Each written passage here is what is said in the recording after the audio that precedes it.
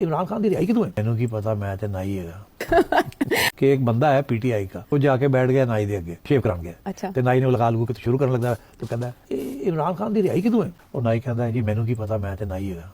फिर शुरू करने लगा, कहता है तुहानू नहीं पता? फिर मुड़ के कहता है, वो कहता है जी थोड़ा ठहर जाओ मैं शेव कर लूँ थोड़ी।